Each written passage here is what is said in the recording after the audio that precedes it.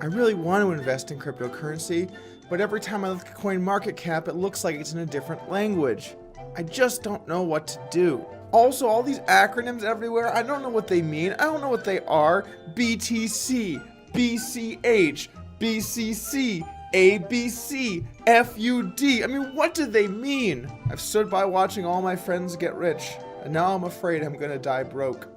Can somebody explain what I need to know? Don't worry there, Billy. I got your back with today's video of the top 10 things you need to know in cryptocurrency. Now, I do know, guys, that there are many experts out there that already know all this stuff and frankly just don't need any help. It's only been trading for about 6 months publicly. I get paid every day. I'm not really exactly too sure what a public key is, but I thought a little refresher course might be good for everybody. And we're going to start out with some basic stuff, but by the end, I think we're going to talk about some subjects that probably apply to even more advanced members of the audience. Let's kick it off real simple here with how do I buy Bitcoin safely and cheaply? There are many different places where you can buy Bitcoins, but I'm going to go ahead and recommend, especially to newer members of our audience, to buy places with very high volume that you know are credible places to buy. For the sake of simplicity, I'd probably recommend Coinbase if you're trying to buy Bitcoin, but there are other good ones out there like Bitstamp, which has been a staple for the price of Bitcoin for quite some time,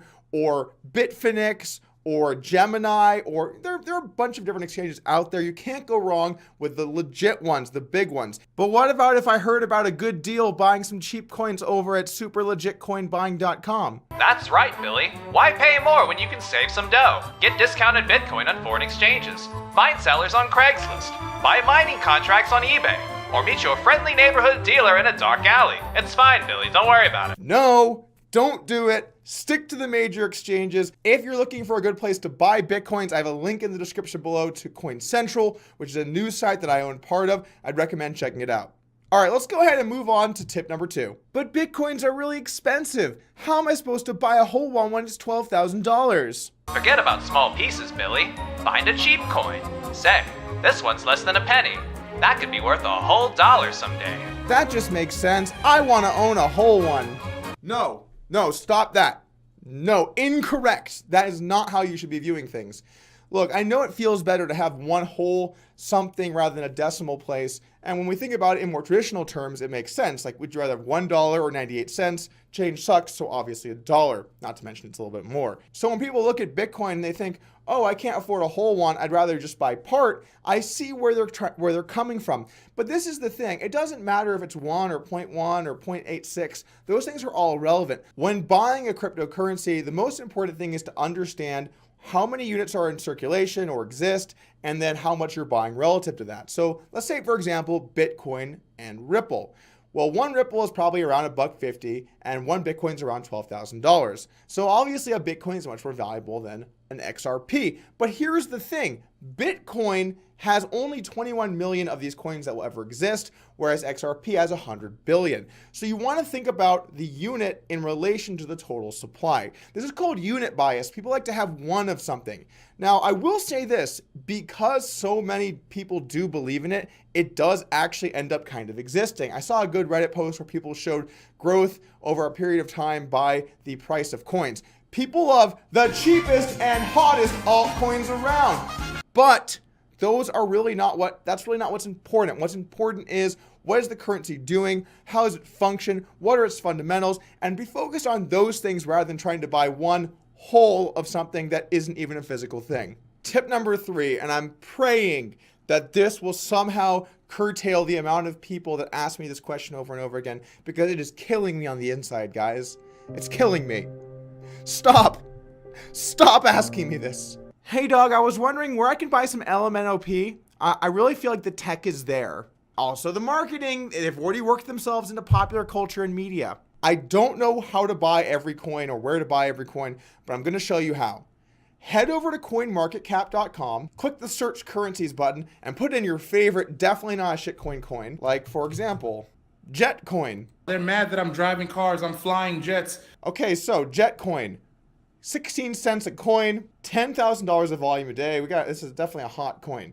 But here's what you do. You click markets, And then the markets button will show you where the volume is, and it'll show you the price at that market. So you can see which is the best one to trade it on, at what price, and that way you know where to go if you want to buy or sell if you want to get the best price. And additionally, which exchange to be on if you want to be able to buy it, because you'll know where the volume's actually happening. Now with this one, there's only really one exchange that even has it, so you kind of have to go to that one if you want to buy or sell Jetcoin. If you see someone asking me or the Discord chat about this, please just link them to this video, because I just can't do it anymore. For number 4, let's talk about security. Now, there are so many things to say about security, but I really want to try and limit the scope of this down to the couple most important things. But mister, where should I keep my coins once I buy them? Don't fool about, Billy. Just leave them in your exchange wallet. Well, golly gee, isn't that kind of risky? Oh, Billy, you're so naive. Moving them would incur transfer fees. There's no sense in wasting money. Okay, thanks. Do not keep your money on exchanges if you can avoid it. Now, for some of the smaller coins, you don't always have a great option. You can't keep them on a device like a Trezor or a Nano Ledger, which I would strongly recommend. If you have Bitcoin and you don't have one of those two things, you're being an idiot. You don't want to be the guy storing his private keys in his email. My YouTube email is linked to where I keep all of my private keys. The way that the Trezor or Nano Ledger devices work is critical to people who are trying to hold any reasonable amount of money in cryptocurrency. The way that it works is you have a PIN that only you know that you can use to go in and access your funds. If someone steals your Trezor, they can't get the money because they won't know the PIN and they won't be able to get the money. Now, you might be thinking, okay, well, they can't get it, but how do I get it back? You're going to get a recovery seed, which will have a 20-word phrase or 20-word string of 20 words that when entered into a new Trezor will give you access back to your private keys. When it comes to security, I'm a little more careful than most. I'm sure you guys can all understand why. Crypto, there's some very dangerous people, so don't drop certain names. He might have to learn the hard way. What I've done is opened a series of safety deposit boxes at different locations, taken my recovery seed, split it into multiple pieces of paper, and I have a couple different copies of it, and placed them at different ones so that if anyone ever got compromised, they'd only have half of my recovery seed and they wouldn't know where the other half is. If one gets destroyed, I have a fresh copy set in different boxes, and so I'm never really in any kind of danger as far as losing my recovery seed.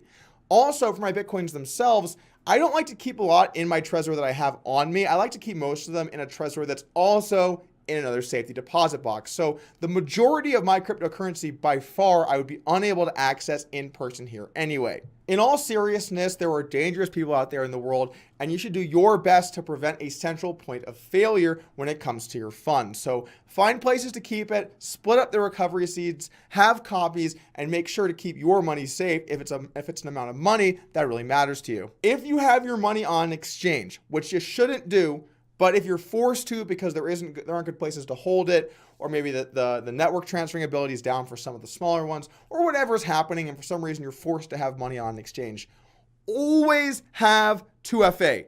There is no excuse for not setting up 2FA. It takes 5 minutes. Use Google Authenticator and not Authy, okay? Google Authenticator, and set up 2FA so that your funds are safe. The reason that Authy isn't good is because it uses your mobile number, and your mobile number is not a security measure that works. You need to have something not linked to a phone number. I don't want to get too much into the tech side of things, but just believe me, don't link it to your phone number, link it to Google Authenticator.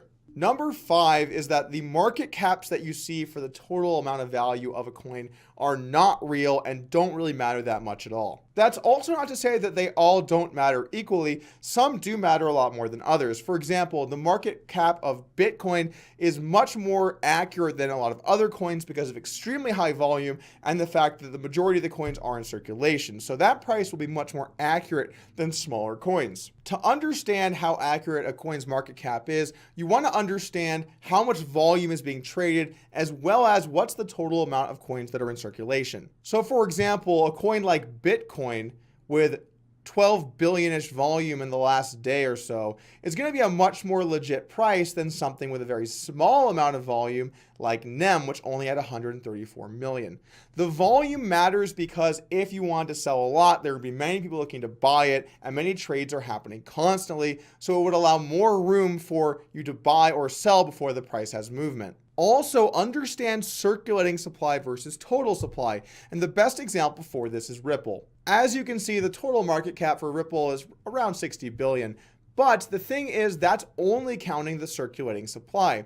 Only 39 billion of 100 billion Ripple are actually in circulation. So this number is a little bit misleading because it doesn't take into account all of the other coins that are locked up by the founders. The less circulating supply there is relative to the total supply, the higher the price will drive on those individual units. However, the riskier it is because if some of the total supply reaches the marketplace, it will have a bad effect on the value of each unit because now there are more people trying to sell and the same amount of people trying to buy. So understand the difference between these two things and also understand the impact this can have on the value of your coins in the future. Number 6, the market cap, while not an accurate indicator of the total value of the coins, does give you a little insight into how risky an investment is.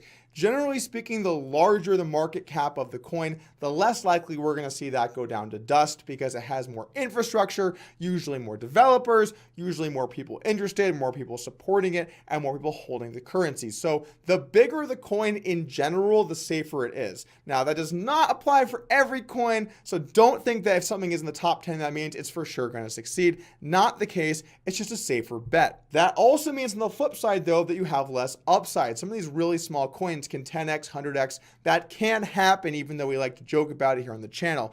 So if you're trying to find something that could certainly fail but might have big upside, look for some smaller market cap coins. But if you want something to be a more solid fundamental value investment, I'd recommend going for something more in the top 10. This brings us to number 7. Do you have to pay taxes on your cryptocurrency profit? I made all this money, but do I really have to pay Uncle Sam? Fuck it. You know what they say about governments, Billy. Governments are pussies, bro. You're gonna have to pay your taxes. That's just the way that it is. I can't tell you about any other countries. I only know the rules right here. Now, an important tax change happened last year where anytime you take one cryptocurrency and exchange it for another, in past years that was not counted as a realized gain, so you didn't have to pay tax on that, and you only had to pay tax once you turned it into USD. The reason that's important is because of short-term capital gains versus long-term capital gains. Long-term capital gains have lower tax rates, so you actually make more money by holding something for over a year. This new rule makes it so if you sell a bunch of your Bitcoin for Monero, then that transaction is now a realized gain and you have to pay tax on it if the value increases. So basically, it's going to get a lot more confusing this year. But you know what? I'm going to say that even though I hate taxes, I'm going to pay my fair share, and I think you guys should too. I know that we don't like the government in this space in general, but the thing is, by paying our fair share and showing the government that this is a way that the government can increase their revenue, I think they're more likely to get behind it. I'm not saying that I like the idea that we have to do that, but remember, governments can act very irrationally, and if they just came out and banned cryptocurrency, which is not 0%, by the way, that is something that could potentially happen. Don't think it's likely, but it could happen, and I think we don't want that to be the case. We want to show the government that this is not something that's just for criminals. This can be used for legitimate business activity and pay our part so that the government feels like this is something that they want to support. I know that might anger some people in the comments, but I come from poker. That's where I spent the last 10 years, playing in poker tournaments and playing online poker. And then about 6 or 7 years ago, the government just banned my job. They said, you know what? You can't offer poker to Americans anymore. And they just banned the 3 biggest poker sites, took hundreds of millions of dollars, and I lost my job overnight and I had to move countries in order to work. Okay, that happened to me. That was a real thing. It's funny now because I've moved over into other pursuits, but overnight my job became illegal because the government just decided to do it. They can absolutely do irrational stuff. And so I want us to try and do our best to promote cryptocurrency in a positive way, and then hopefully that won't be the case. Number 8, I want to talk about the difference between Bitcoin and Bitcoin Cash. Now, over the last couple of years, we've seen increased volume in people wanting Bitcoin transactions. And what that's done because of the demand of Bitcoin, because of the price going up, because there are more people that want transfers, then what happens is that the entire network slows down and transfers get more expensive. So that means that people want to use Bitcoin more as a currency. That gets hampered because they can't transfer money without it being slow and expensive. There are different ways to address this problem, but the 2 biggest schools of thought were separate. One was we need to make it faster and cheaper by making the technology better. We need to find ways to make these transactions better on the network. And another one was we need to make the block sizes bigger so that more transactions can go in each block.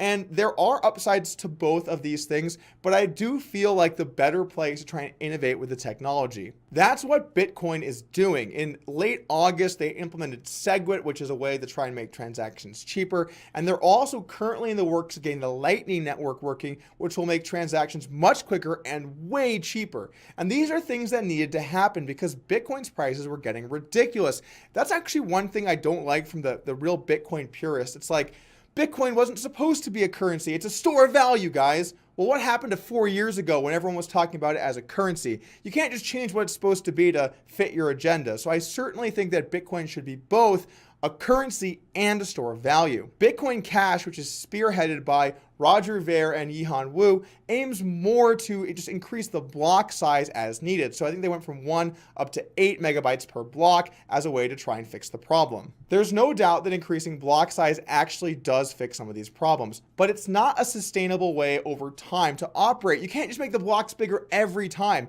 Think about how large the ledger, the public ledger becomes, and you can't just have that as a way to try and fix the problem.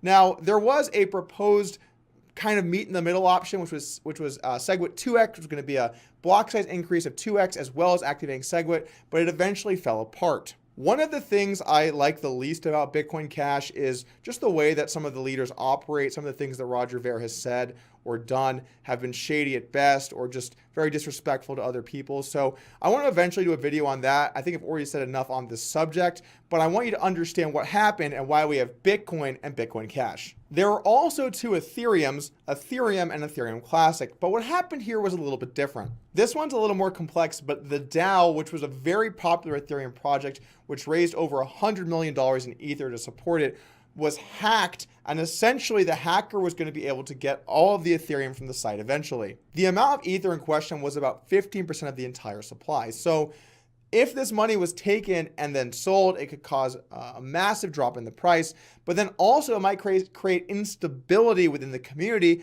to believe in Ethereum. It was eventually decided that Ethereum would be hard forked. The original Ethereum would now be known as Ethereum Classic, and the new currency would be known as Ethereum. This way, they could prevent people from losing the money, as the hacker would only have the Ethereum Classic and not the Ethereum, which would become the new standard and what everyone would use on the network. You might be asking yourself, why is this important? We took away money from a hacker. Well, sure, it's all well and good that the hacker doesn't get as much money as he would have otherwise, but it raises some ideological questions about what we should be doing. Are we supposed to bail out large projects when they don't have their code written correctly or don't have their money in the right accounts to keep themselves safe? Are we supposed to bail them out? Is the currency supposed to step in and save people? It's actually very similar to kind of what happened with banks where they got bailed out by the federal government.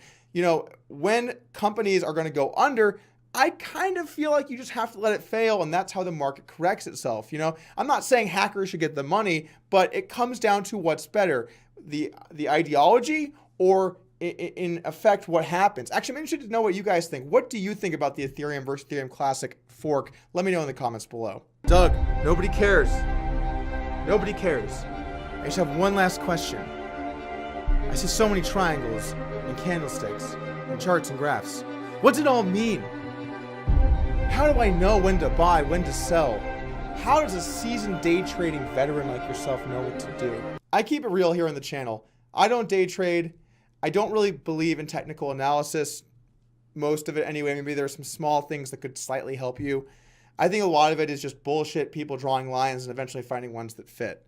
So if you're asking me about moving averages and different things, what they mean and what you should buy or sell, I can't tell you anything because I don't know, and I also don't really believe in it. I like to buy things that I believe have good potential long-term to succeed. I like to buy things when I feel like they're undervalued relative to what they should be. I like to short things that seem like complete centralized bullshit. If you're new, you're not going to time the market correctly. I know everyone thinks they're an expert and has their theory on what's going on, But while you're busy waiting to try and time the market and figure out when to buy, you're missing potential returns you can be getting every day. I'm not saying you can't figure out some things. There are certainly some patterns to some extent that you could maybe use for a small amount of gain, particularly if you're using things like machine learning. But on average, people are way less smart than they think they are. So figure out things that you like and buy them if you want to buy them, and don't if you don't. Don't start trying to wait for the exact perfect price, because while you're waiting, you're missing out on those potential returns. Standard disclaimer, I am not a financial advisor. All investments have risk, and this channel is for information and entertainment. Maybe even more entertainment. I hope.